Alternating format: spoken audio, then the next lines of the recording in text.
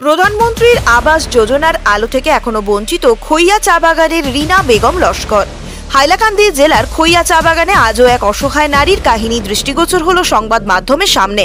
প্রধানমন্ত্রীর আবাস যোজনার প্রকল্পে প্রতিটি কাঁচা ঘর পাকা করার প্রতিশ্রুতি থাকলেও এখনো মাটি এবং বাঁশের তৈরি ঘরেই বসবাস করছেন রিনা বেগম লস্কর। 2022 সালে খৈয়া চা বাগানে মাটি কাটার কাজ করতে গিয়ে দুর্ঘটনায় মাটি চাপা পড়ে মৃত্যুবরণ করেন তার স্বামী আনোয়ার হোসেন লস্কর। স্বামীর মৃত্যুর পর প্রায় 3 বছর ধরে একাকী জীবনযাপন করছেন রিনা বেগম। এখনো একটা পাকা ঘরের স্বপ্ন অধরাই থেকে গেছে তার জীবনে।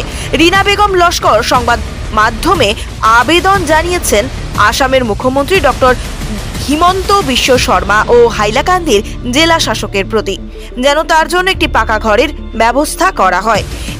এই দিনের সংবাদ সংগ্রহে উপস্থিত ছিলেন সমাজসেবী বিক্রম কুমার, গুলে আহমেদ এবং সাদিকুল আহমেদ। তারা সকলেই রিনা বেগমের এই অসহায় অবস্থার কথা তুলে ধরেন এবং সরকারি সহায়তার দাবি জানান। সরকার যেখানে প্রতিটি ঘর পাকা করার প্রতিশ্রুতি দিয়েছে, সেখানে রিনা বেগমের মতন অসহায় নারীর দুর্দশা এক বড় প্রশ্নচিহ্ন তৈরি করেছে প্রশাসনের কার্যকারিতা নিয়ে। আমরা দেখাই আনছেন যে আপনার অসুবিধাটা কিটা হইবা আপনার। আসসালামু আলাইকুম। আমার অসুবিধা হইল গিয়া আমার ঘর দুয়ার ভাঙ্গা। আমি ঘর দুয়ার মানে ফাইবা লাগে, আমি বাচ্চা কাচ্চা লইয়া বহুত কষ্ট মষ্ট করি। আর আমি যেন সরকারির ঘর দুয়ার ফাইতাম হই, আমি ঘর দুয়ার ফাই না। আস্তা যদি ভূমিকম্প দেয় তো ঘর দুয়ার ফলে আমি বাচ্চা কাচ্চা লইয়া লই মুকিলা। বর্তমানে তো মেঘ তুফানের দিন, তো মানে আপনার কিটা অসুবিধা নেই ঘরের হইতে কিটা হইবা? আমার অসুবিধা আছে বর্তমানে তো পানি পড়ে আস্তা ঘরের মাঝে, উবাইবার জায়গা পাওয়া যায় না হুরতা লইয়া। আচ্ছা, আপনার স্বামী আছেন? আমার স্বামী মরবার 3 বছর হয়ে গেছে গিয়া। ছেলে মেয়ে ওই লাগি 5 জন। স্বামী মানে কিরকম মারা গেছেন? কোনো অসুস্থ আসলেন না কিটা? অসুস্থ মাটি ভরিয়া মরছই, মাটির 10 উপরে ভরিয়া মরছই। আচ্ছা, এখন তো আপনার দাবিটা কিটা? এখন তো আমার দাবি হইল গিয়া আমি তো সরকারি ঘর দুয়ার ফাইবার লাগিয়া আমি তো বাইয়ে তারারে দেখাইলাম। এখন বাচ্চান খাচ্ছেন লইয়া তো আমি খুব বেশি কষ্ট মষ্ট করি। আর আপনারা গেছে আমি ওখান চাই। আচ্ছা, আপনি মানে আসামের মুখ্যমন্ত্রী কিতা হইতে হয় বা জনপ্রতিনিধি যারা আছেন তারা কিতা হইতেছে এটা আপনি মানে আপনার ঘরটা দিতা নি না কিতা হইতেছে এটা? তারা বাবা মাটি দি ঘর বানাইছিলা, মাটির দেওয়াল, আমি আপনারা গেছে ঘরটা ফাইবার লাগি আমি অনুরোধ করি। আর আমার নাম বিক্রম কুমার। বড় করে আমার নাম বিক্রম কুমার। বড় ভাই তারা আইসন একটা গরিব ঘরের লাগি, একটা হেল্পারের লাগি, যে তারা ঘর নাই। আজ তারা পরিবার বহুত কষ্টের মাঝে চলে।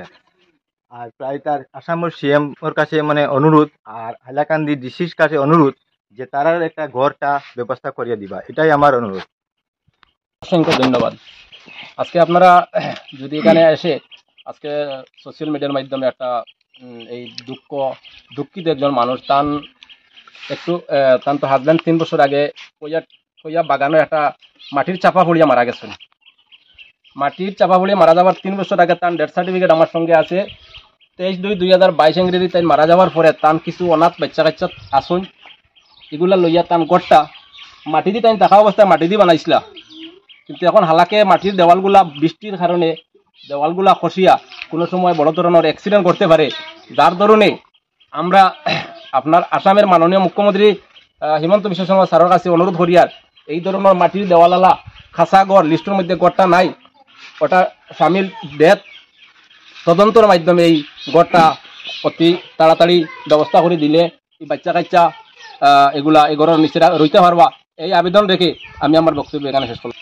অ্যাকচুয়ালি এরকম মানে মাটির ঘর আমি তো দেখতেছি না, মানে অনেকদিন হয়েছে মাটির ঘর তো আমি দেখছি না। আজকে আমি হঠাৎ আইলাম এখানে, আবার পরে দেখলাম এই ফ্যামিলির বাচ্চা কাচ্চা লইয়া বহুত অসহায় আসন।